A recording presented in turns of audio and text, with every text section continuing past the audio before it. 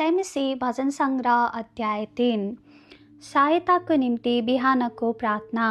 हे परमप्रभु, मेरा शत्रुहरू कति धेरै छन्, मेरो विरुद्धमा उठ्नेहरू धेरै छन्। मेरो विषयमा धेरैले भनिरहेछन्, परमेश्वरले त्यसलाई सहायता गर्नुहुने छैन।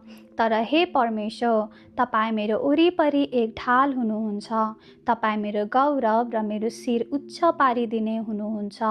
म चर्को स्वरले परमप्रभुमा पुकार गर्दछु र उहाँले आफ्नो पवित्र पर्वतबाट मलाई जवाफ दिनुहुन्छ। म पल्टन्छु र निदाइहाल्छु, म फेरि बिउजन्छु, किनभने परमप्रभुले नै मलाई सम्हाल्नुहुन्छ। मेरो विरुद्धमा मेरा चारैतिर घेरा हाल्ने 10,000 शत्रुहरूसँग पनि म डराउने छैन। हे परमप्रभु, उठ्नुहोस्। हे परमप्रभु, मलाई बचाउनुहोस्। मेरा सबै शत्रुहरूका गालामा चड्काउनुहोस्। दुष्टहरूका दाँत भाँचिदिनुहोस्। छुटकारा परमप्रभुबाट आउँछ। तपाईको आशीर्वाद तपाईका प्रजामाथि रहोस्। आमेन।